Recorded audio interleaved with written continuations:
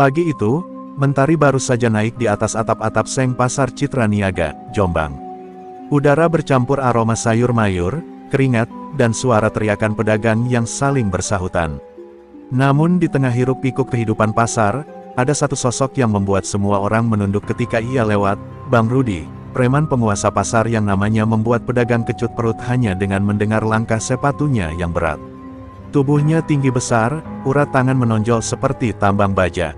Di mulutnya selalu terselip batang rokok, dan di wajahnya ada luka bekas sayatan yang menjadi tanda bahwa ia bukan orang sembarangan. Setiap pagi, ia berjalan mengelilingi pasar bersama dua anak buahnya, Gendon dan Tarno, menagih apa yang mereka sebut uang keamanan, padahal semua tahu itu hanya pemalakan terselubung. "Woi, cepat setor, Broto. Jangan pura-pura sibuk," teriak Bang Rudi sambil menendang kotak kayu di depan lapak buah. Si pedagang gemetar sambil mengeluarkan uang dari saku lusuhnya. Tak ada yang berani melawan. Sekali melawan, bisa dipastikan dagangannya hancur keesokan harinya, atau malah tubuhnya yang babak belur. Bang Rudi bukan hanya ditakuti, ia juga dihormati karena kekuasaannya. Ia mengatur siapa yang boleh berdagang di mana, siapa yang boleh parkir, bahkan menentukan siapa yang boleh mengangkut barang di pelataran pasar. Polisi pun seolah menutup mata, selama setoran bulanan tetap lancar. Di mata banyak orang, pasar ini bukan milik pemerintah, tapi milik Bang Rudi. Namun di balik semua itu, ada sesuatu yang kosong di matanya. Saat duduk di warung kopi langganannya, menatap orang-orang yang menunduk, sesekali Bang Rudi termenung. Ia tak punya keluarga, tak punya teman sejati. Hanya rasa kuasa yang menemaninya. Dan dalam sepi itu, kadang muncul bisikan kecil dalam hatinya, tapi cepat ia bungkam dengan amarah dan tawa kasar. Siang itu, saat ia berkeliling di deretan gudang beras, pandangannya tertuju pada seorang kakek tua yang memanggul karung beras 2 kali lipat berat tubuhnya. Keringatnya menetes, tapi langkahnya tegap. Kakek itu sama sekali tidak menoleh ketika Bang Rudi lewat, tidak juga menunduk seperti yang lain. Ia hanya terus berjalan perlahan, seolah tak mengenal rasa takut. Bang Rudi mengerutkan kening. "Heh, kakek, belum pernah dengar nama Bang Rudi?" "Iya, ini wilayahku," bentaknya sambil menghamburkan abu rokok ke tanah. Tapi si kakek hanya menurunkan karung pelan-pelan, menghela napas, lalu menatapnya dengan mata tenang yang entah kenapa membuat dada Bang Rudi terasa aneh, seperti ditatap bukan oleh orang lemah, melainkan oleh seseorang yang tahu lebih banyak dari dirinya. Tatapan itu hanya berlangsung beberapa detik, tapi cukup untuk menanam bibit amarah di hati sang preman. Ia tak tahu bahwa pertemuan singkat di hari itu, akan menjadi awal dari akhir kekuasaannya di Citra Niaga. Siang mulai menjelang sore, namun keringat di punggung kakek tua itu belum juga berhenti menetes. Tubuhnya kurus, namun setiap langkahnya mantap seperti batu karang di tengah arus sungai. Ia dikenal di pasar dengan nama Mbah Sastro, kuli panggul yang paling rajin dan jarang bicara. Tak ada yang tahu dari mana asalnya, tak ada pula yang tahu di mana ia tinggal. Ia datang sebelum matahari terbit dan pergi setelah pasar sepi. Orang-orang hanya tahu, tak ada karung beras yang terlalu berat untuk dipanggul oleh Mbah Sastro. Sejak pertemuannya dengan Bang Rudi tadi pagi, suasana pasar terasa berbeda. Bisik-bisik mulai terdengar di antara pedagang. "Mbah Sastro berani nggak tunduk sama Bang Rudi? Berani banget dia," bisik seorang ibu penjual sayur dengan nada campuran kagum dan khawatir. Beberapa kuli muda menatap Mbah Sastro dengan hormat, seolah mereka baru saja melihat seseorang yang melawan dewa pasar itu. Tapi Mbah Sastro tak peduli, ia hanya tersenyum tipis, melanjutkan pekerjaannya seperti biasa. Sore itu, Bang Rudi duduk di warung kopi sambil menatap kakek itu dari jauh. Tangannya mengepal, bibirnya menggertak batang rokok hingga patah. "Kakek itu, sok banget," gumamnya pelan. "Gendon, anak buahnya, menimpali, biar besok aja, Bang. Biar kita kasih pelajaran, biar tahu siapa raja di pasar ini." Bang Rudi hanya mengangguk, matanya dingin seperti baja. Besok pagi, di depan semua orang, menjelang malam, Mbah Sastro berjalan menuju gubuk kecil di belakang gudang beras. Rumahnya sederhana, hanya berdinding anyaman bambu dengan lampu minyak yang redup. Ia duduk bersila di lantai, menatap sepotong kain tua bergambar lambang bunga 8 kelopak, simbol perguruan Windu Murti. Di bawah cahaya temaram, kakek itu memejamkan mata, menarik napas panjang, dan berbisik lirih, "Aku sudah lama meninggalkan dunia itu, tapi rupanya, bayangan masa lalu belum benar-benar pergi. Dalam hening malam, ia melatih pernapasan. Gerakannya lambat namun setiap hembusan udara membawa kekuatan luar biasa. Di udara lembab, terdengar bunyi halus seperti angin berputar mengelilinginya. Ia tak lagi muda, tapi tenaga dalamnya masih terjaga, diselimuti ketenangan batin yang ia rawat selama puluhan tahun menjauh dari kekerasan. Di sisi lain pasar, Bang Rudi meneguk arak murah di warung langganannya. Suasana di kepalanya panas, hatinya terbakar gengsi. Bagi preman seperti dia, ditatap tanpa rasa takut oleh orang lain adalah penghinaan. Ia tak peduli siapa kakek itu, tua, miskin, kuli, semuanya sama di matanya. "Besok, aku bikin dia minta ampun," gumamnya sambil menghantam meja hingga gelas bergetar. Sementara itu, angin malam berhembus pelan melewati lorong-lorong pasar yang mulai sunyi. Seekor kucing melintas di antara karung-karung beras yang ditinggalkan pedagang. Di kejauhan, suara azan Isya terdengar sayup, seolah menjadi saksi bisu bahwa sesuatu sedang bersiap terjadi. Dua dunia, dunia kesombongan dan dunia kebijaksanaan, perlahan bergerak menuju satu titik benturan yang tak bisa dihindari. Dan di balik kesunyian malam itu, Mbah Sastro menatap langit dari celah atap rumahnya. "Semoga esok masih ada yang mau belajar arti hormat tanpa harus menakut-nakuti," ucapnya pelan. Ia menutup matanya, berserah pada takdir yang sudah menunggu, takdir yang akan mempertemukannya kembali dengan jalan silat yang dulu ia tinggalkan. Pagi berikutnya, sinar matahari menembus celah-celah atap seng pasar Citra Niaga. Hiruk-pikuk kembali terdengar, para pedagang menata barang dagangannya, para kuli mulai sibuk mengangkat karung-karung berat. Namun di antara suara riuh itu, ada ketegangan yang menggantung di udara. Semua orang tahu, hari ini Bang Rudi berniat menagih uang keamanan kepada Mbah Sastro. Tak ada yang berani menegur, tapi tatapan cemas tampak di wajah setiap orang yang mengenal dua sosok itu. Bang Rudi muncul dengan langkah berat dan sorot mata menyala. Rokok terselip di bibirnya, sementara tangan kanannya memainkan besi kecil yang biasa ia pakai untuk menakuti orang. Di belakangnya, Gendon dan Tarno mengikuti seperti bayangan, siap menimbulkan kekacauan kapan saja. Para pedagang langsung menunduk, pura-pura sibuk dengan barang dagangan mereka. Tak ada yang ingin menjadi saksi, tapi semua diam-diam mencuri pandang. Ketika Bang Rudi berhenti di depan deretan gudang beras, Mbah Sastro baru saja menurunkan karung dari bahunya. Napasnya teratur, matanya tenang. "Heh, kakek," suara Bang Rudi menggelegar. "Kemarin aku masih sabar, tapi sekarang aku mau lihat seberapa dalam kantongmu. Kau kerja di pasar ini, berarti harus bayar uang keamanan. Paham?" Ia melangkah lebih dekat, menatap tajam. Mbah Sastro menatapnya tanpa gentar.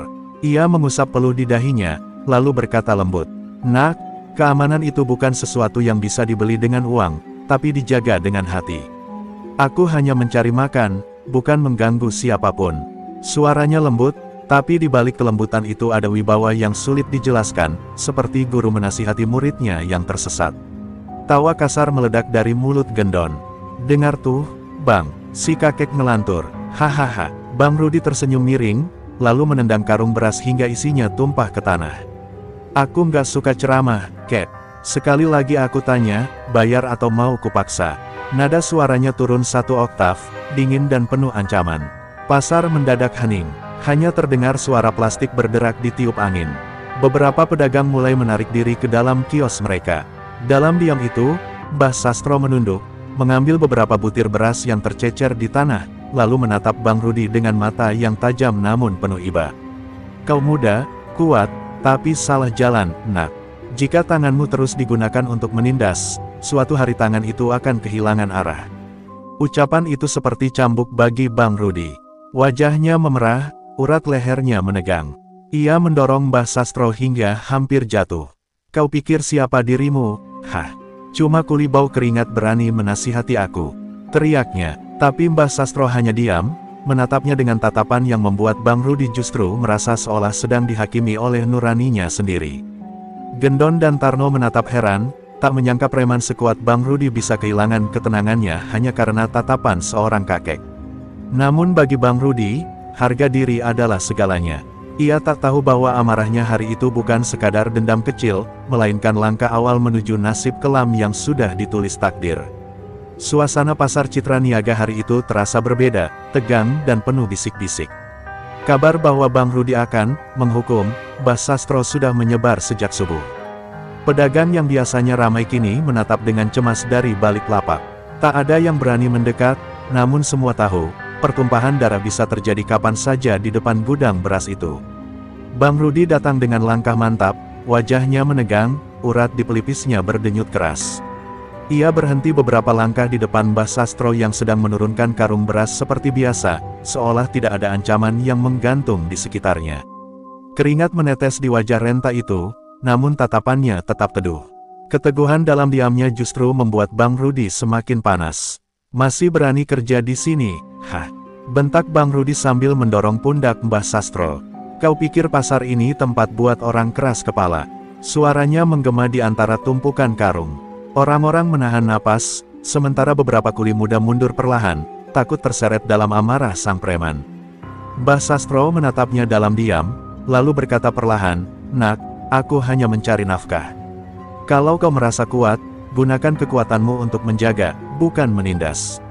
Ucapannya lembut, tapi mengiris hati siapapun yang mendengar. Kalimat itu bagai pisau halus yang menembus dinding ego Bang Rudi, menyinggung sesuatu yang selama ini ia kubur, rasa sepi dan kehilangan arah. Bang Rudi mendengus keras. "Cukup omong kosongmu, Kek," teriaknya, dan tanpa pikir panjang, tangannya melayang keras ke pipi Mbah Sastro. "Plaak." Suara tamparan itu menggema, membuat burung-burung di atap seng berterbangan. Tubuh renta itu terhuyung ke samping, namun ia tidak jatuh. Ia menatap lurus ke arah Bang Rudi, matanya tajam, tapi bukan karena marah, melainkan karena iba. Keheningan menelan seluruh pasar, tak ada yang bersuara. Bang Rudi menunggu balasan, mungkin berharap kakek itu menangis atau minta ampun. Tapi yang ia dapat hanyalah kalimat lirih yang pelan namun menancap dalam. "Anak muda, jangan biarkan tanganmu lebih cepat dari pikiranmu, itu awal dari kehancuran." Kata-kata itu membuat dada Bang Rudi terasa sesak. Tapi gengsinya lebih besar dari akalnya. Ia memegang kerah baju Mbah Sastro, siap memukul lagi, ketika tiba-tiba kakek itu menepuk lengannya pelan. Gerakan sederhana, tapi entah bagaimana, tenaga Bang Rudi seolah lenyap dari tubuhnya. Tangannya melemah, dan untuk sesaat, ia merasakan ketakutan yang tak ia pahami. Orang-orang menatap takjub, tak seorang pun tahu apa yang terjadi. Bang Rudi melepaskan pegangannya, mundur selangkah, matanya menyala penuh amarah. "Baiklah, Kek," katanya dengan nada rendah dan mengancam, "kau sudah cari gara-gara. Besok, aku pastikan seluruh pasar ini tahu siapa yang berkuasa." Ia berbalik dan pergi, meninggalkan Mbah Sastro yang masih berdiri tenang di tengah pasar yang kini kembali hening seperti kuburan. Dan hari itu, untuk pertama kalinya sejak ia menguasai Citra Niaga, Bang Rudi merasakan rasa takut yang tidak bisa ia jelaskan, bukan takut pada orang lain, tapi takut pada sesuatu yang jauh lebih besar dari dirinya sendiri. Malam itu, pasar Citra Niaga tenggelam dalam kegelapan yang lebih sunyi dari biasanya. Hujan turun rintik-rintik, menetes di atap seng, seolah langit ikut merasakan amarah yang membara di dada Bang Rudi. Di dalam warung kopi tempat biasa ia nongkrong, meja kayu yang lapuk menjadi saksi bagaimana seorang penguasa pasar sedang bergulat dengan harga dirinya yang terluka. Rokok menumpuk di asbak, arak murahan tinggal separuh botol, tapi kemarahan di hatinya belum juga padam. Dia cuma kakek bau tanah. Geramnya sambil meninju meja hingga gelas pecah. Gendon dan Tarno yang duduk di depannya hanya saling pandang, tak berani bicara. "Aku tampar dia, tapi dia malah nasihati aku. Di depan orang banyak pula. Semua orang lihat, Gendon. Semua orang lihat." Suara Bang Rudi bergetar antara marah dan malu. Ia tak sanggup menerima kenyataan bahwa seorang tua renta berani menatap matanya tanpa takut. Tarno mencoba menenangkan. "Udahlah, Bang, besok juga orang-orang lupa." Tapi Bang Rudi langsung menatapnya tajam. "Lupa," bentaknya, "selama aku masih hidup, gak ada yang boleh lupa siapa penguasa pasar ini." Ia berdiri, menarik jaket kulitnya, dan menatap keluar jendela. Kilatan petir sesekali menerangi wajahnya yang tegang, wajah seseorang yang terbakar rasa dendam. Namun di balik amarah itu, hatinya sebenarnya mulai goyah. Bayangan wajah Mbah Sastro terlintas lagi di kepalanya, tatapan mata tua itu bukan tatapan takut, bukan pula tatapan melawan, tapi tatapan yang mengerti. Seolah sang kakek tahu isi hatinya yang paling dalam, tahu bahwa semua kekerasan yang ia lakukan hanyalah cara untuk menutupi kesepian dan rasa tidak berharga. Bang Rudi menggeleng keras, menepis pikirannya sendiri. Jangan lembek, Rudi, dia musuhmu. Gendon menyalakan rokok dan mendekat. Bang, kalau Bang mau, besok pagi kita datengin aja tuh kakek rame-rame. Kasih dia pelajaran sampai dia gak bisa jalan lagi. Kalimat itu membuat senyum miring muncul di bibir Bang Rudi. Ia mengangguk perlahan. Ya, besok pagi, di depan semua orang. Aku mau semua pasar lihat gimana aku bikin dia minta ampun. Di luar, hujan semakin deras, membasahi jalan-jalan becek pasar. Petir menyambar, menerangi papan bertuliskan, Pasar Citra Niaga, yang mulai pudar dimakan waktu. Dari kejauhan, beberapa pedagang yang masih lembur berbisik-bisik. Mereka tahu, badai besar sedang mendekat bukan dari langit, tapi dari dua manusia yang berbeda dunia, satu dikuasai amarah, satu dikuasai ketenangan. Sementara itu, di gubuk kecilnya yang sederhana, Mbah Sastro tengah duduk bersila di lantai bambu. Di hadapannya, lampu minyak berkelip kecil, menerangi wajahnya yang damai. Ia memejamkan mata, menarik napas dalam, lalu menghembuskannya perlahan. Besok, ujian terakhirku datang juga, gumamnya lirih. Semoga, aku masih kuat menahan amarah, seperti air yang memadamkan api. Dan malam itu, langit Jombang seperti menahan napas. Di antara kilat dan gemuruh, dua jiwa bersiap bertemu, satu membawa dendam, satu membawa doa. Esok hari, pasar yang biasanya menjadi tempat hidup dan rezeki, akan berubah menjadi arena pertarungan antara kesombongan dan kebijaksanaan. Pagi itu, udara di Pasar Citra Niaga terasa aneh. Biasanya riuh dan penuh tawa, kini sunyi seperti makam tua. Embun masih menempel di atap seng, tapi hati para pedagang sudah lebih dulu dingin oleh rasa takut. Mereka tahu, hari ini bukan pagi biasa, Bang Rudi berjanji akan kembali, menuntaskan amarah yang ia simpan sejak kemarin. Para penjual sibuk membuka lapak dengan gemetar, sementara sebagian lain memilih menonton dari jauh, bersembunyi di balik gerobak dan tumpukan karung. Dari ujung jalan, langkah berat terdengar mendekat. Bang Rudi datang, ditemani Gendon dan Tarno, dengan wajah garang dan tatapan membara. Rokok di bibirnya berkedut, menandakan detak amarah yang belum padam. Di tangannya, ia menggenggam sebatang rantai besi yang mengeluarkan bunyi berderak setiap kali diseret di tanah. Semua orang tahu, hari ini bukan hanya soal uang keamanan lagi, ini soal harga diri. Sementara itu, di tengah pasar, Mbah Sastro sudah berdiri di dekat gudang beras. Tubuh tuanya tampak kecil di antara tumpukan karung, tapi matanya tenang seperti permukaan danau tanpa angin. Ia tidak membawa apapun, tidak menyiapkan apapun, hanya berdiri dengan kedua tangan di depan dada. Kuli-kuli lain mencoba membujuknya untuk pergi, tapi ia hanya tersenyum. Jangan takut, katanya pelan. Setiap badai akan reda jika kita tidak melawannya dengan badai juga. Langkah Bang Rudi berhenti tepat di depan Mbah Sastro. Hening seketika menyelimuti seluruh pasar. Hanya terdengar suara rantai beradu dengan tanah. Kau masih berani datang? Hah. Suaranya berat, hampir seperti geraman. Kemarin aku tampar kau baik-baik, sekarang aku pastikan kau gak bisa berdiri lagi. Ia menjentikkan rantainya ke udara, menggetarkan hati semua yang menyaksikan. Namun Mbah Sastro hanya menundukkan kepala sebentar. Nak, aku tak datang untuk melawan. Tapi kalau kau terus menyerang, aku tak punya pilihan selain bertahan. Kata-kata itu keluar lembut, tapi membuat Bang Rudi semakin tersulut. Ia tak mau terlihat lemah di depan orang-orang yang dulu tunduk padanya. Ia mengangkat rantai, lalu mengayunkannya dengan kekuatan penuh. Suara angin membelah udara, namun sebelum rantai itu mengenai tubuh kakek renta itu, Mbah Sastro bergerak cepat, halus, dan nyaris tak terlihat. Dalam sekejap, Bang Rudi merasakan pergelangan tangannya kosong, rantainya terlepas, tubuhnya terhuyung ke belakang. Ia menatap tak percaya. Apa yang barusan kau lakukan? Napasnya tersengal. Orang-orang bersorak pelan, tak percaya dengan apa yang mereka lihat. Seorang kakek renta mampu membuat sang preman terjungkal tanpa menyentuhnya dengan keras. Tapi Mbah Sastro tak tersenyum, tak juga bangga. Ia hanya menatap Rudi dengan tatapan iba. Aku sudah bilang, nak, kekuatan yang tak dijaga dengan hati akan menghancurkan pemiliknya sendiri. Bang Rudi berdiri lagi, wajahnya merah padam. Ia menggertakkan gigi, menatap kakek itu dengan mata penuh kebencian. Cukup, kau pikir kau bisa menasihati aku sambil mempermalukan aku di depan mereka. Besok, Kek, aku datangi rumahmu. Aku pastikan kau gak akan bisa kerja lagi di pasar ini. Teriaknya sebelum berbalik pergi, meninggalkan pasar yang kini diselimuti ketakutan dan bisikan kagum pada sosok kakek misterius itu. Dan pagi itu, embun di atap pasar seolah mencair bersama kisah baru yang lahir, kisah tentang preman yang ditampar oleh takdirnya sendiri, dan tentang seorang kakek tua yang dengan ketenangan mampu mengguncang dunia yang dibangun dari rasa takut.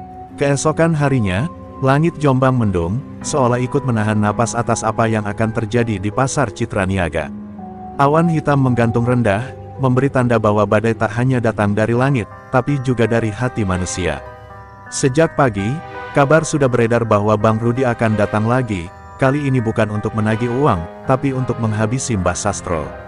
Pedagang-pedagang memilih menutup lapak lebih awal, anak-anak kecil disuruh pulang. Hanya suara langkah kuli panggul yang masih terdengar di antara lorong pasar yang sepi. Di tengah pelataran pasar, Mbah Sastro sudah berdiri, mengenakan baju lusuh yang sama seperti kemarin. Tubuhnya kecil dan terlihat rapuh, tapi matanya tetap menyala dengan ketenangan yang sulit dijelaskan. Ia tahu hari ini bukan hari biasa. Ia tahu, kehadirannya di sana bukan lagi untuk bekerja, melainkan untuk menghadapi sesuatu yang tak bisa dihindari. Dengan langkah tenang, ia menatap ke arah pintu masuk pasar, menunggu badai yang akan datang. Dan badai itu datang, Bang Rudi muncul dengan wajah merah padam, diikuti belasan anak buah yang membawa tongkat, rantai, bahkan golok tumpul. Langkahnya berat, matanya tajam, dan suaranya menggema ketika berteriak, "Keluarlah, Kek. Hari ini aku lunasi semua penghinaanmu." Para pedagang yang masih tinggal bersembunyi di balik kios, hanya berani mengintip dengan mata ketakutan. Mbah Sastro melangkah maju perlahan. "Aku tidak pernah bermaksud menghina, Nak. Tapi kalau kau datang dengan niat menghancurkan, biarlah aku yang menanggungnya," ujarnya pelan. Bang Rudi tertawa kasar, berhenti bicara seperti orang suci. "Dunia ini gak bisa dijalani cuma dengan kata sabar," teriaknya, lalu memberi isyarat pada anak buahnya. Seketika, 4 orang maju menyerang bersamaan. Namun dalam sekejap, angin berdesir kuat. Tubuh Mbah Sastro bergerak seperti bayangan. Tangan tuanya hanya menepuk, menepis, lalu memutar pergelangan lawan dengan presisi yang menakutkan. 4 anak buah Bang Rudi terlempar ke tanah hampir bersamaan, mengerang kesakitan. Semua yang melihat terdiam, tidak ada kekerasan yang tampak berlebihan, tapi hasilnya luar biasa. Seolah kakek itu tak bertarung, melainkan menari dengan angin.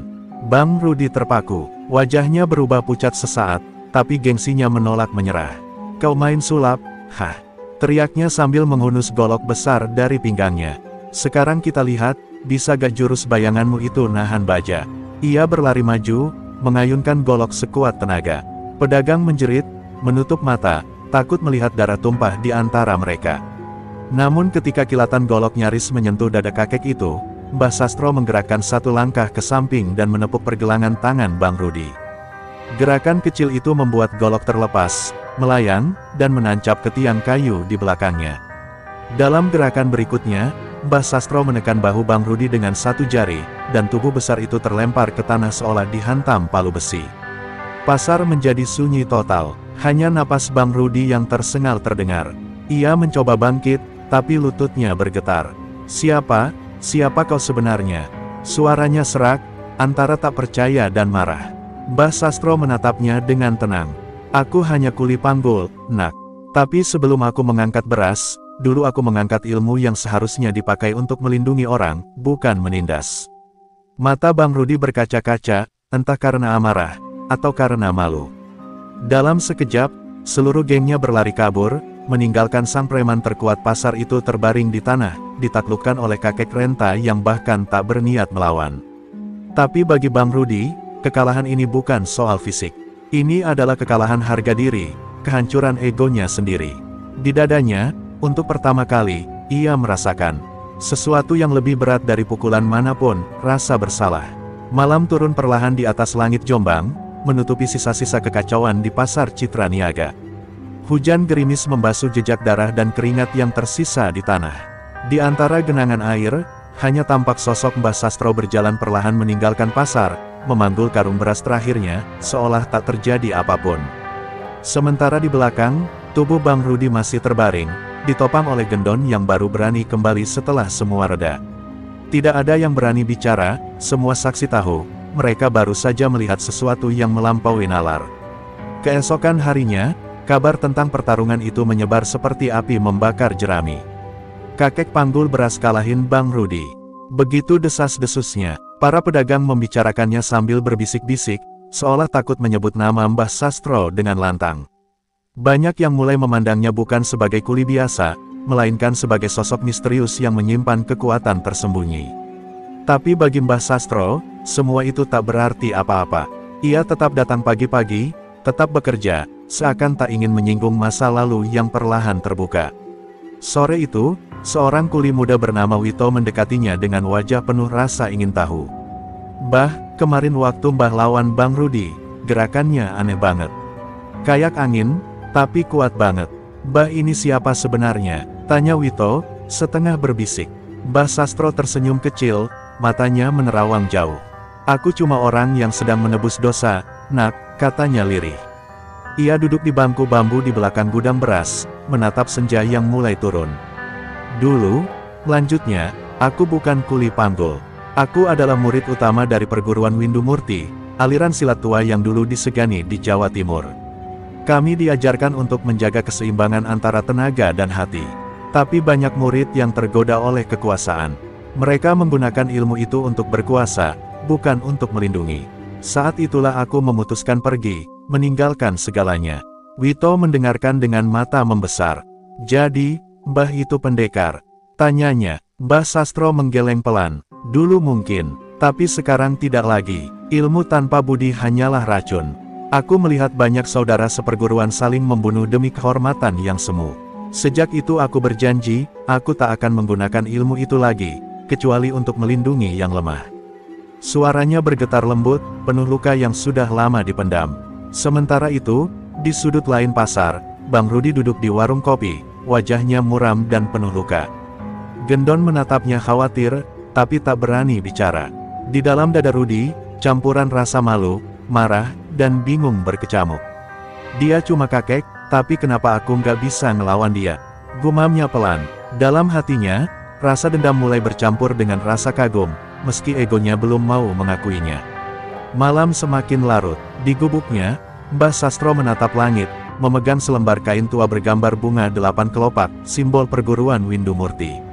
Di matanya, kenangan masa lalu berputar, wajah guru tua, suara deru angin saat latihan, dan darah saudara seperguruan yang dulu tumpah karena keserakahan.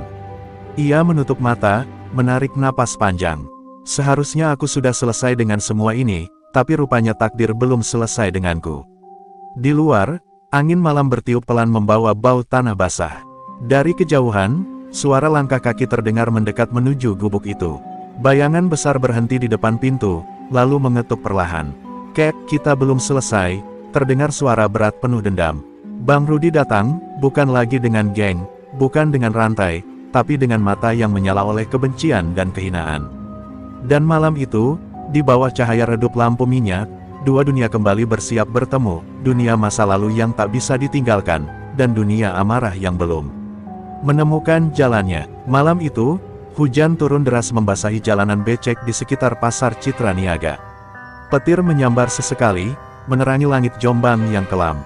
Di antara gemuruh dan kilat, sosok Bang Rudi berjalan terlatih menuju gubuk bambu di belakang pasar, tempat Mbah Sastro tinggal. Pakaian Rudi basah kuyup, wajahnya masih berbalut luka dari perkelahian kemarin, tapi matanya menyala penuh amarah yang tak padam. Tak ada lagi geng yang mengikutinya malam itu, yang tersisa hanyalah dendam yang menuntun langkahnya.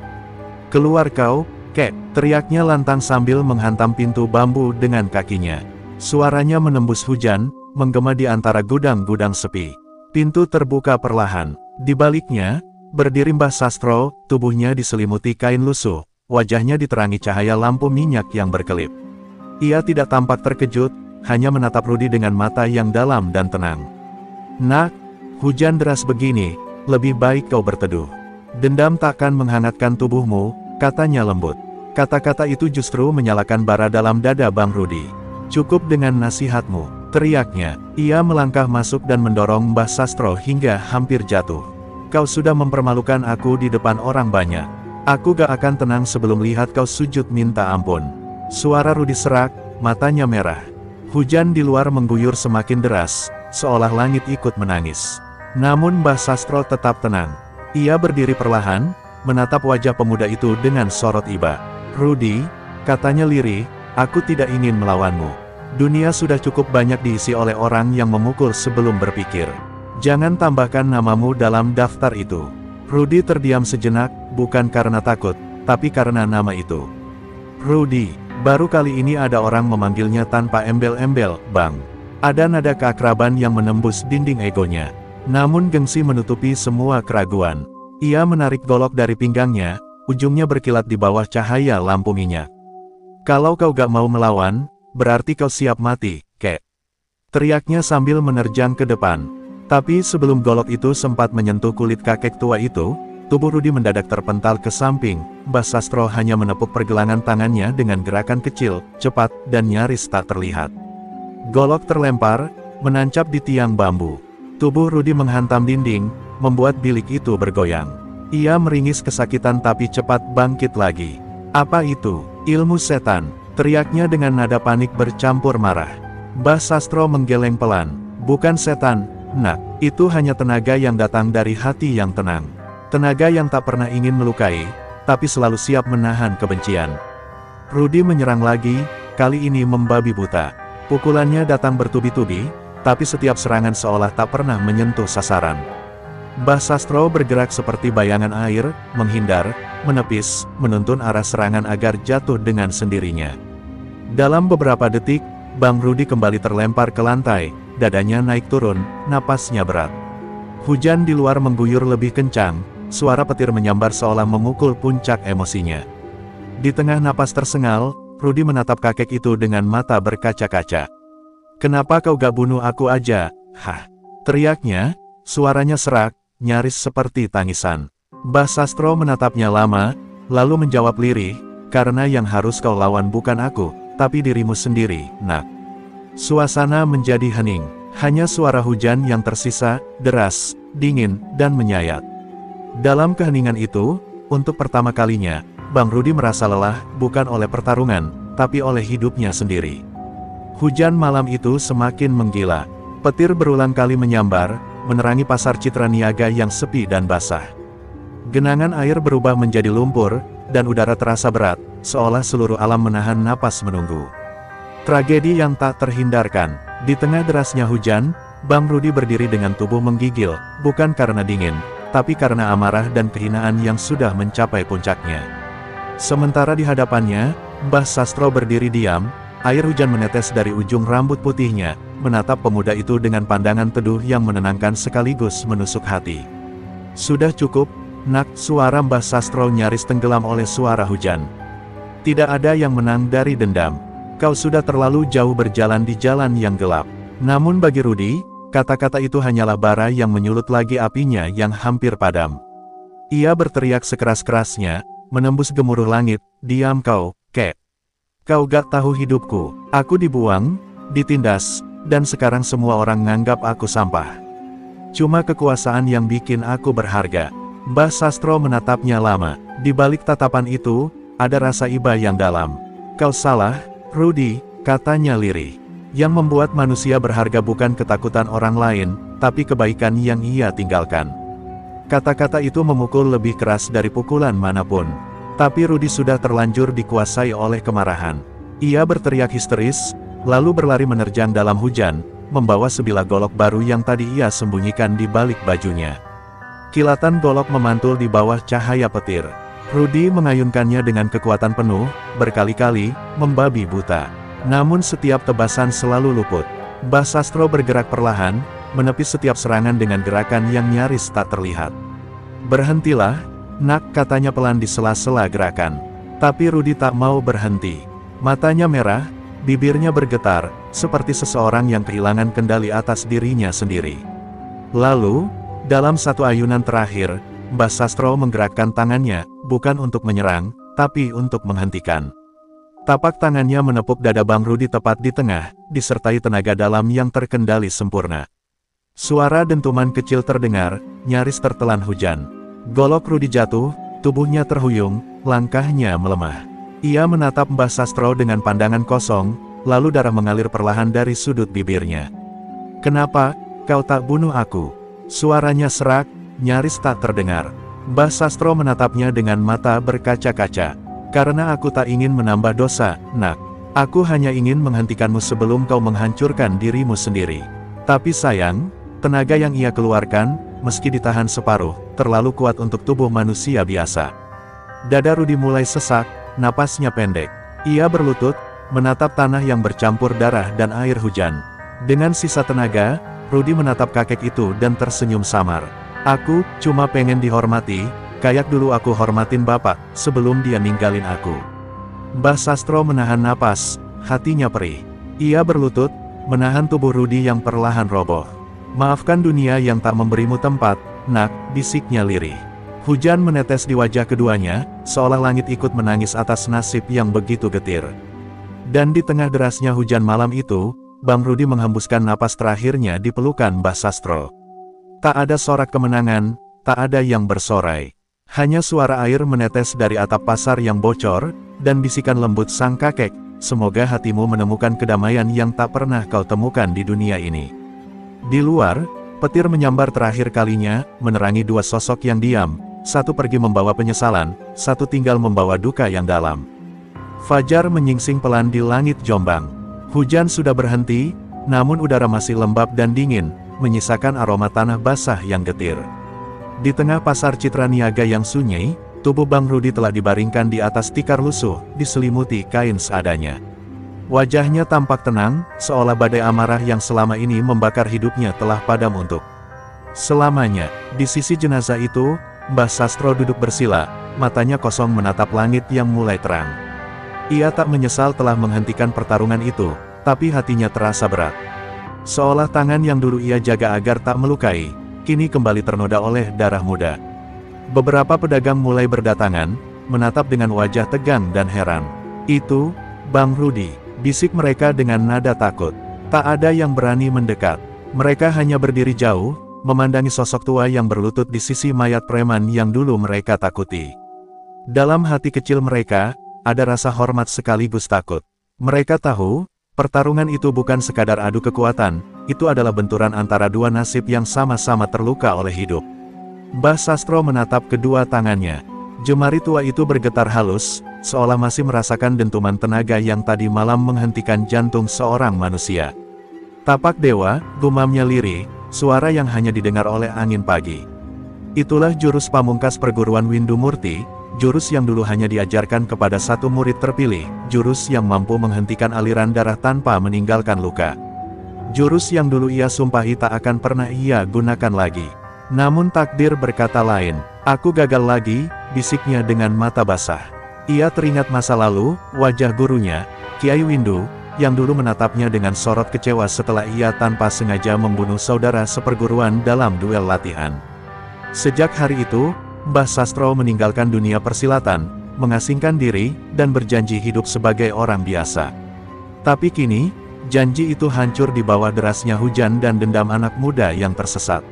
Suara langkah kaki memecah keheningan. Seorang perempuan parubaya datang terburu-buru, ibunya Bang Rudi. Wajahnya sembab, matanya merah. Begitu melihat tubuh anaknya, ia menjerit pilu, jatuh berlutut, memeluk jasad yang dingin. "Rudi, anakku, kenapa?" Tangisnya mengoyak pagi yang sunyi. Mbah Sastro menunduk dalam, tak kuasa menatap wajah duka itu. "Maafkan aku, Bu," katanya dengan suara serak. "Aku tak bermaksud menghilangkan nyawanya, dia sendiri yang datang dengan amarah yang tak bisa aku hentikan." Namun kata maaf tak bisa menghapus luka. Si ibu menatap Mbah Sastro dengan mata yang membara, mata yang sama seperti Rudi ketika masih hidup. "Kau bilang tak bermaksud, tapi tanganmulah yang menghentikan napas anakku," jeritnya, penuh kebencian. Ia menamparkan wajah Mbah Sastro, tapi kakek tua itu hanya diam. Tamparan itu tak sakit, karena yang terasa hanyalah beban batin yang semakin berat. Saat orang-orang mulai berdatangan dan kerumunan semakin ramai, Mbah Sastro bangkit perlahan. Ia tahu waktunya di pasar itu sudah habis. Tak ada tempat lagi untuknya di antara manusia biasa. Sebelum pergi, ia menatap tubuh Bang Rudi sekali lagi dan berbisik, "Kau anak yang keras kepala, tapi hatimu murni, nak. Andai dunia memperlakukanmu lebih baik, mungkin kau takkan jadi begini." Setelah itu, ia melangkah pergi menyusuri jalan becek, meninggalkan pasar yang kembali tenggelam dalam keheningan. Langit Jombang mulai cerah, namun hati Mbah Sastro gelap. Di kejauhan, sinar mentari memantul di genangan air yang berwarna merah samar, sisa darah yang telah menyatu dengan hujan. Ia berjalan tanpa arah, hanya ditemani angin pagi yang dingin dan bayang-bayang masa lalu yang tak mau pergi. Dalam hatinya, satu kalimat terus bergema, "Tapak dewa bukan anugerah, tapi kutukan bagi mereka yang pernah menyentuhnya." Langkah kaki Mbah Sastro pelan namun pasti, meninggalkan pasar Citra Niaga yang kini penuh bisik-bisik dan tatapan curiga. Matahari baru saja naik, tapi sinarnya tak memberi kehangatan. Angin pagi menusuk tulang, membawa aroma tanah dan sisa darah yang masih menempel di pikirannya. Ia berjalan menyusuri jalan berdebu di pinggiran Jombang, tanpa tujuan, hanya mengikuti langkah kakinya yang lelah. Di dadanya, perasaan bersalah terus berputar seperti pusaran air tak berujung. Ia telah melanggar sumpahnya lagi. Ilmu yang seharusnya menjadi pelindung, kembali mengambil nyawa manusia. Sepanjang perjalanan, Mbah Sastro melihat kehidupan berjalan seperti biasa, anak-anak bermain di pematang sawah, pedagang sayur menata dagangan, dan para kuli pasar lain yang tak tahu apa yang baru saja terjadi di Citra Niaga. Semua tampak damai, seolah dunia tak pernah mengenal darah. Tapi bagi Mbah Sastro, kedamaian itu sudah tak ada artinya. Setiap langkah terasa berat, seakan tanah menolak menopang tubuhnya. "Mungkin ini waktuku untuk benar-benar menghilang," gumamnya lirih. Sore mulai turun ketika ia tiba di sebuah gubuk tua di pinggir Sungai Brantas, tempat ia dulu sering bertapa sebelum memilih hidup sebagai kuli panggul. Ia duduk di bawah pohon beringin besar, memejamkan mata, dan mendengar suara gemericik air sungai yang menenangkan. Namun ketenangan itu segera pecah oleh bayangan masa lalu yang kembali menari di kepalanya, wajah Kiai Windu, gurunya, yang dulu mengusirnya dengan tatapan kecewa. "Ilmu bukan untuk kesombongan, apalagi untuk membunuh," suara itu terngiang jelas di telinganya. Tiba-tiba, suara ranting patah terdengar dari belakang. Mbah Sastro membuka mata, refleks. Dari balik kabut tipis, muncul dua sosok berpakaian hitam dengan lambang bunga 8 kelopak di dada, lambang perguruan Windu Murti. Mereka mendekat perlahan, mata mereka tajam menatap Mbah Sastro. "Guru besar mendengar kau telah menggunakan tapak dewa lagi," kata salah satu dengan suara berat. "Dan kali ini, korbanmu seorang warga biasa." Mbah Sastro menunduk, tidak membantah. "Aku tidak punya niat membunuh. Anak itu datang padaku dengan amarah dan kebencian. Aku hanya ingin menghentikannya." Namun kedua orang itu tak peduli. "Kau tahu hukum perguruan, siapapun yang menggunakan tapak dewa di luar perintah guru, harus menebusnya dengan nyawa," ujar yang lain dingin. Mbah Sastro tersenyum pahit. "Jadi, bahkan perguruan yang dulu mengajarkan budi, kini menuntut darah juga." Angin sore bertiup pelan, menggerakkan daun beringin. Suasana menjadi tegang. Kedua pendekar muda itu menarik pedang mereka, sinarnya memantul di air sungai. Mbah Sastro bangkit perlahan, menatap mereka tanpa rasa takut. "Jika itu yang harus terjadi, maka biarlah aku menebus dosaku di sini," katanya tenang. Ia berdiri di bawah sinar senja, rambut putihnya berkilau, wajahnya damai seperti orang yang sudah berdamai dengan takdir. Pertarungan pun pecah. Gerakan mereka begitu cepat, angin berputar di antara tebasan dan tepisan. 2 melawan 1, tapi Mbah Sastro bergerak seperti bayangan, menangkis tanpa membalas, bertahan dengan langkah ringan. Namun meski tubuhnya masih kuat, jiwanya sudah letih. Setiap kali menangkis serangan, ia merasa seolah menepis beban masa lalu yang tak pernah benar-benar hilang. Akhirnya, dalam satu gerakan lembut, ia menangkis serangan pedang ke arah dadanya dan membalikkan tenaga itu, bukan untuk menyerang, tapi untuk membuka dada sendiri.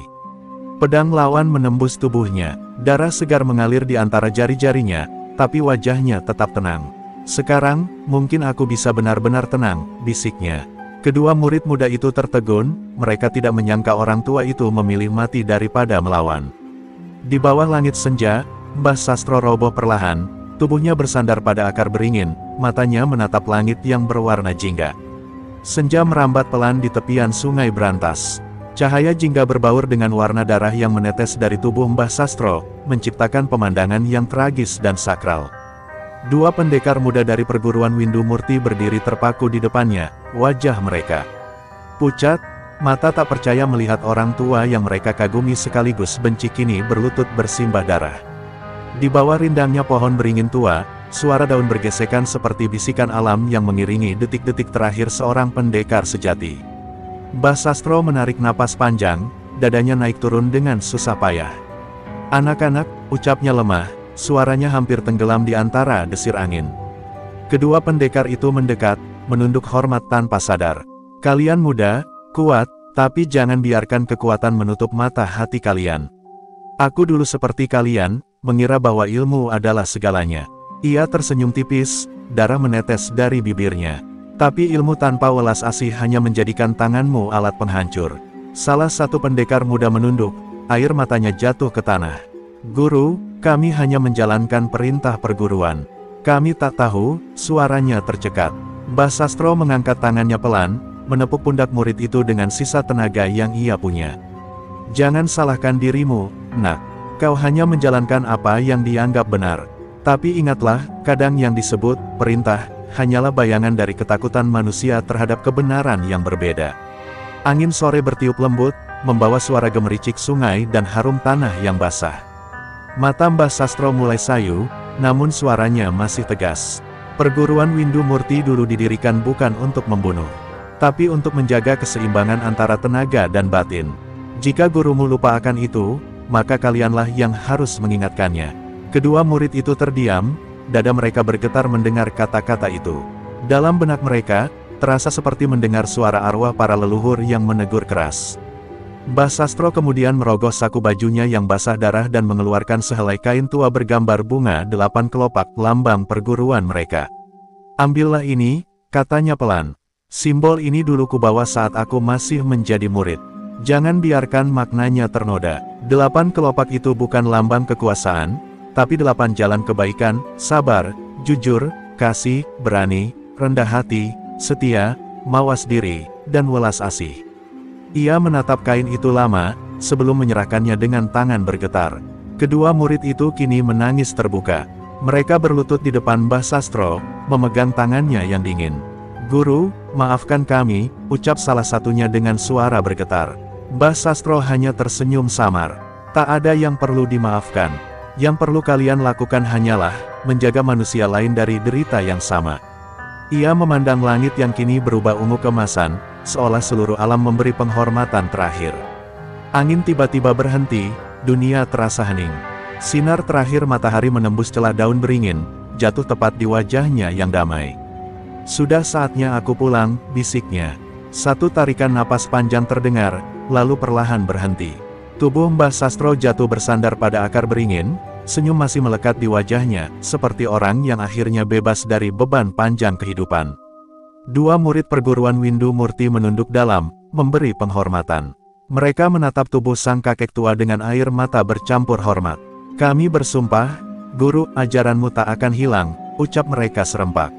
Lalu, di bawah langit sore yang berubah gelap, suara sungai mengalun pelan, menjadi saksi bisu wafatnya seorang pendekar sejati yang mati bukan karena kekalahan, tapi karena menebus dosa dan mengembalikan makna sejati dari ilmu dan kasih. Kabar kematian Mbah Sastro menyebar seperti angin yang membawa kesedihan ke penjuru Jawa Timur. Dalam waktu singkat, namanya kembali disebut di antara para pendekar dan murid perguruan Windu Murti, bukan sebagai pengkhianat, melainkan sebagai sosok yang mati dengan kehormatan. Di puncak Gunung Panderman, tempat perguruan itu berdiri, suasana menjadi mencekam. Para murid berbisik-bisik di bawah pohon pinus, wajah mereka tegang, karena dua murid muda yang dikirim untuk mengeksekusi perintah telah kembali, bukan membawa kepala pengkhianat, tetapi jenazah guru tua yang mereka bunuh dengan air mata. Malam itu, di aula utama perguruan, Kiai Windu, sang guru besar, duduk bersila di atas tikar pandan. Wajahnya sudah renta, namun sorot matanya masih tajam seperti pedang. Di hadapannya, dua murid muda berlutut dengan kepala tertunduk, di antara mereka tergeletak kain tua bergambar bunga 8 kelopak milik Mbah Sastro.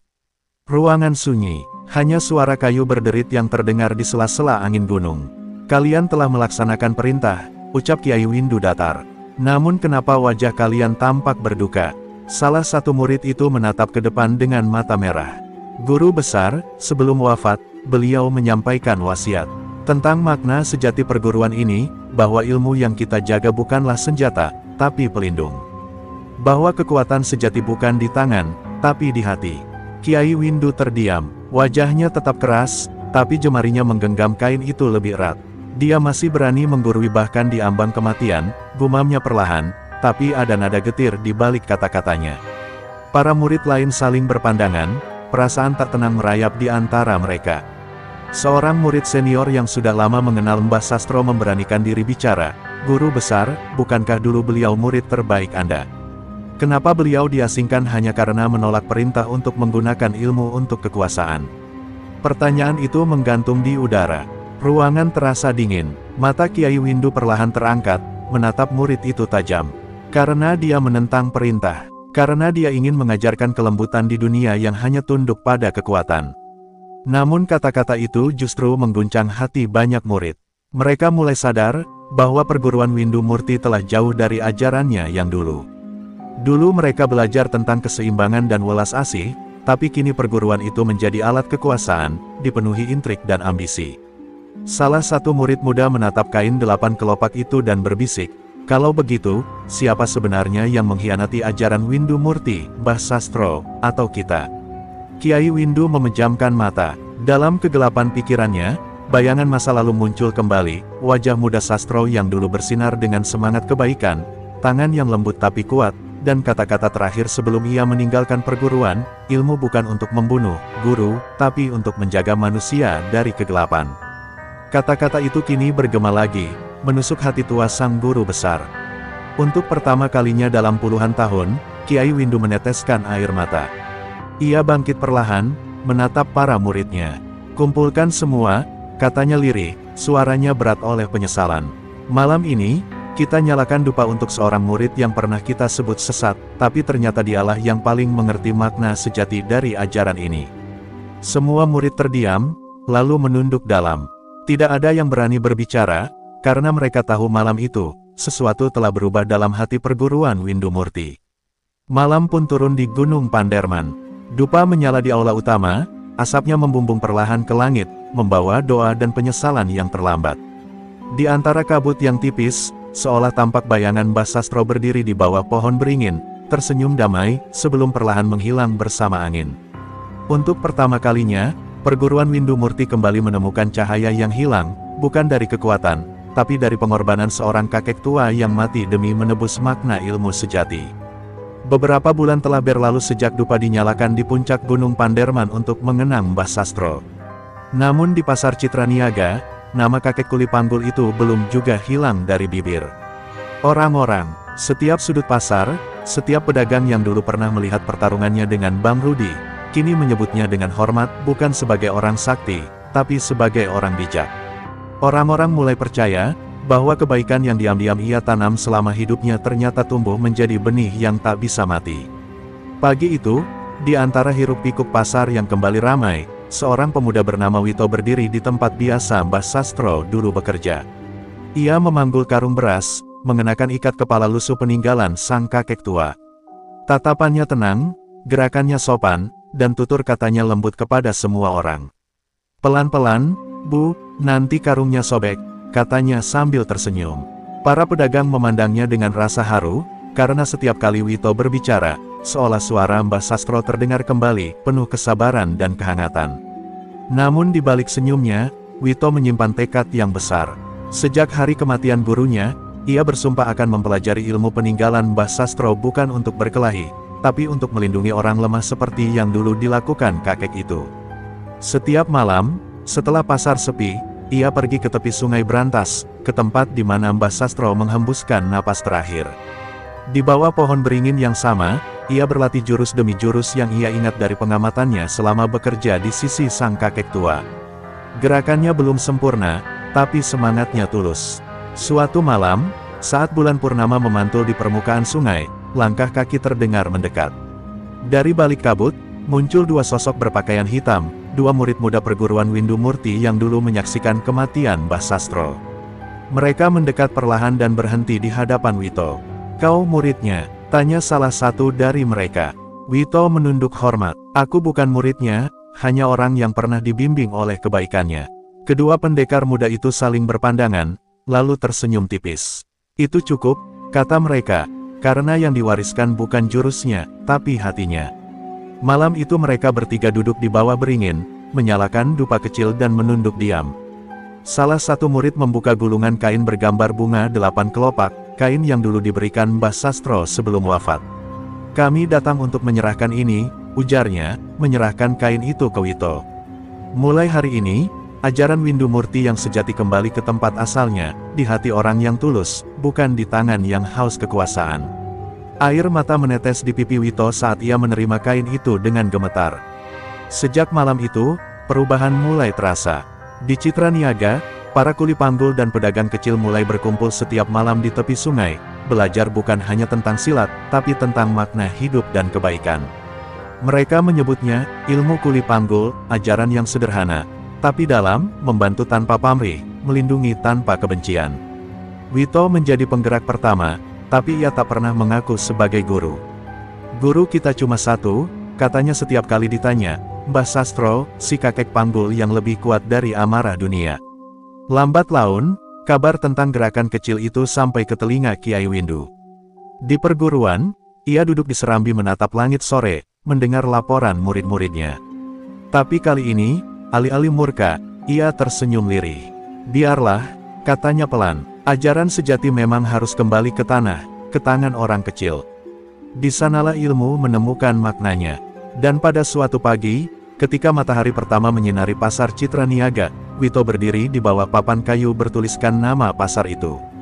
Ia menatap keramaian, menunduk sebentar, lalu berbisik pada dirinya sendiri, "Mbah, warisanmu hidup, di setiap senyum dan tangan yang tak lagi takut memberi." Angin pagi berhembus lembut, menggoyangkan daun-daun beringin di kejauhan. Di antara desir angin itu, terdengar samar suara tua. "Yang tenang, bagus, nak, teruskan. Kebaikan tak boleh berhenti." Pagi itu, mentari baru saja naik di atas atap-atap seng pasar Citra Niaga, Jombang. Udara bercampur aroma sayur mayur, keringat, dan suara teriakan pedagang yang saling bersahutan. Namun di tengah hiruk pikuk kehidupan pasar, ada satu sosok yang membuat semua orang menunduk ketika ia lewat, Bang Rudi, preman penguasa pasar yang namanya membuat pedagang kecut perut hanya dengan mendengar langkah sepatunya yang berat. Tubuhnya tinggi besar, urat tangan menonjol seperti tambang baja. Di mulutnya selalu terselip batang rokok, dan di wajahnya ada luka bekas sayatan yang menjadi tanda bahwa ia bukan orang sembarangan. Setiap pagi, ia berjalan mengelilingi pasar bersama dua anak buahnya, Gendon dan Tarno, menagih apa yang mereka sebut uang keamanan, padahal semua tahu itu hanya pemalakan terselubung. "Woi, cepat setor, Broto. Jangan pura-pura sibuk," teriak Bang Rudi sambil menendang kotak kayu di depan lapak buah. Si pedagang gemetar sambil mengeluarkan uang dari saku lusuhnya. Tak ada yang berani melawan. Sekali melawan, bisa dipastikan dagangannya hancur keesokan harinya, atau malah tubuhnya yang babak belur. Bang Rudi bukan hanya ditakuti, ia juga dihormati karena kekuasaannya. Ia mengatur siapa yang boleh berdagang di mana, siapa yang boleh parkir, bahkan menentukan siapa yang boleh mengangkut barang di pelataran pasar. Polisi pun seolah menutup mata, selama setoran bulanan tetap lancar. Di mata banyak orang, pasar ini bukan milik pemerintah, tapi milik Bang Rudi. Namun di balik semua itu, ada sesuatu yang kosong di matanya. Saat duduk di warung kopi langganannya, menatap orang-orang yang menunduk, sesekali Bang Rudi termenung. Ia tak punya keluarga, tak punya teman sejati. Hanya rasa kuasa yang menemaninya. Dan dalam sepi itu, kadang muncul bisikan kecil dalam hatinya, tapi cepat ia bungkam dengan amarah dan tawa kasar. Siang itu, saat ia berkeliling di deretan gudang beras, pandangannya tertuju pada seorang kakek tua yang memanggul karung beras 2 kali lipat berat tubuhnya. Keringatnya menetes, tapi langkahnya tegap. Kakek itu sama sekali tidak menoleh ketika Bang Rudi lewat, tidak juga menunduk seperti yang lain. Ia hanya terus berjalan perlahan, seolah tak mengenal rasa takut. Bang Rudi mengerutkan kening. "Heh, kakek, belum pernah dengar nama Bang Rudi?" "Ya, ini wilayahku," bentaknya sambil menghamburkan abu rokok ke tanah. Tapi si kakek hanya menurunkan karung pelan-pelan, menghela napas, lalu menatapnya dengan mata tenang yang entah kenapa membuat dada Bang Rudi terasa aneh, seperti ditatap bukan oleh orang lemah, melainkan oleh seseorang yang tahu lebih banyak dari dirinya. Tatapan itu hanya berlangsung beberapa detik, tapi cukup untuk menanam bibit amarah di hati sang preman. Ia tak tahu bahwa pertemuan singkat di hari itu, akan menjadi awal dari akhir kekuasaannya di Citra Niaga. Siang mulai menjelang